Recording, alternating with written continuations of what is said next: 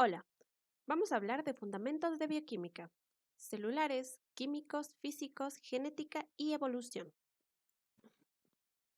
Vamos a comenzar por hablar de fundamentos celulares. La unidad y diversidad de los organismos es evidente incluso a nivel celular. Los organismos más pequeños son unicelulares y microscópicos. Los organismos mayores, multicelulares, contienen muchos tipos de células, de tamaño, forma y funciones diferentes. Las células son las unidades estructurales y funcionales de todos los organismos vivos y se clasifican en célula eucariota y célula procariota. Entre las características universales de todas las células vivas están: todas las células tienen núcleo o nucleoide, una membrana plasmática y citoplasma. El citosol es la parte del citoplasma que permanece en el sobrenadante después de la ruptura suave de la membrana plasmática y la centrifugación del extracto celular a 150 gramos durante una hora. Los seres vivos se pueden clasificar en tres dominios distintos. Todos los organismos vivos pertenecen a uno de los tres grandes grupos que representan las tres ramas de la evolución, a partir de un progenitor común. En base a consideraciones bioquímicas y genéticas, se pueden distinguir dos grandes grupos: bacteria y arquea. Las bacterias, estas habitan en el suelo, en las aguas superficiales y en los tejidos de otros organismos vivos o también en descomposición. Muchas especies de arqueas habitan en medios muy extremos, lagos salinos, fuentes termales, ciénagas altamente ácidas y las profundidades de los océanos. Las pruebas de que se disponen sugieren que las arqueas y las bacterias divergieron pronto. Todos los organismos eucarióticos, que constituyen el tercer dominio, Eucaria, evolucionaron a partir de la misma rama que dio origen a las arqueas. Los eucariotas están, por tanto, más estrechamente relacionados con las arqueas que con las bacterias. Los seres vivos pueden clasificarse también según su fuente de energía. Aquí existen dos categorías. Primero, los fotótrofos. Estos recolectan y utilizan la luz solar. Los quimiótrofos obtienen energía a partir de la oxidación de combustibles. Los litótrofos. Estos oxidan combustibles inorgánicos. Los organótrofos oxidan variedad de compuestos orgánicos a su alrededor o entorno. Los fotótrofos y quimiótrofos también pueden dividirse en aquellos autótrofos que obtienen el carbono necesario a partir de CO2 y los que requieren de nutrientes orgánicos, como los heterótrofos. Las células bacterianas comparten ciertas características estructurales comunes, pero también presentan especializaciones específicas de grupo. El Escherichia coli es la bacteria más estudiada. Es un inquilino habitualmente inofensivo del tracto intestinal humano. Posee una membrana externa protectora y una membrana plasmática interna que engloba el citoplasma y el nucleoide. Entre las membranas interna y externa se sitúa una capa fina pero resistente de un pómero, que proporciona a la célula su forma y su rigidez características. La membrana plasmática y las capas que la rodean constituyen la envoltura celular.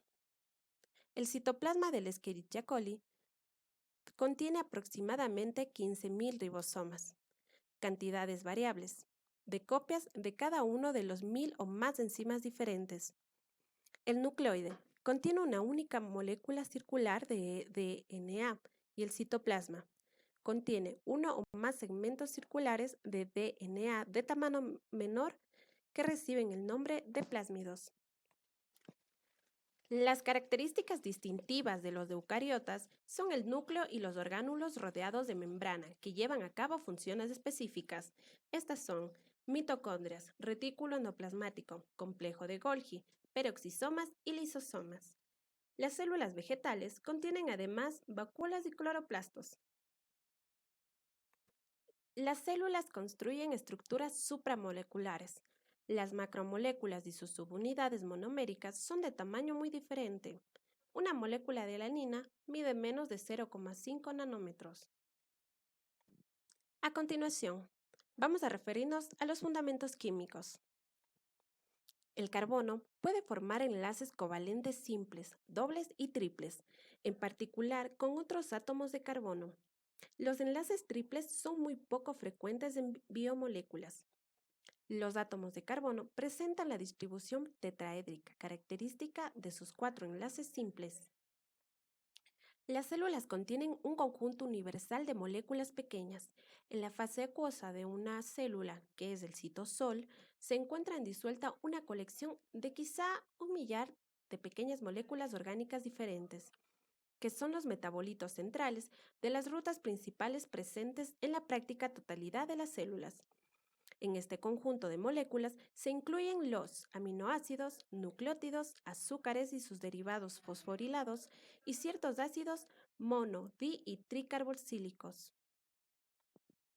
Las moléculas son polares o cargadas, solubles en agua. Están atrapadas dentro de la célula porque la membrana plasmática es impermeable a ellas. Aunque algunos transportadores específicos de membrana pueden catalizar el movimiento de ciertas células hacia el interior o el exterior, o entre compartimentos de las células de eucariotas, existen otras biomoléculas pequeñas que son específicas para ciertos tipos de células u organismos. Por ejemplo, las plantas vasculares contienen, además de los metabolitos ya comentados de carácter universal, otras moléculas pequeñas denominadas metabolitos secundarios, que juegan un papel específico en la vida de la planta. Entre estos metabolitos se incluyen compuestos que proporcionan a las plantas su aroma característico y otros, como la morfina, la quinina, la nicotina y la cafeína, apreciados por sus efectos fisiológicos en humanos, pero que desempeñan otras funciones en las plantas. Los polisacáridos son polímeros de azúcares simples, tales como la glucosa. Tienen tres funciones principales. Sirven como almacén de combustibles energéticos, como componentes estructurales rígidos de las paredes celulares y como elementos de reconocimiento extracelular que se unen a proteínas de otras células. Los polímeros más cortos de azúcares actúan como señales específicas cuando se presentan unidos a proteínas o lípidos de la superficie celular. Los lípidos son derivados de hidrocarburos insolubles en agua. Sirven como componentes estructurales de las membranas, reserva de combustible rico en energía, pigmentos y señales intracelulares.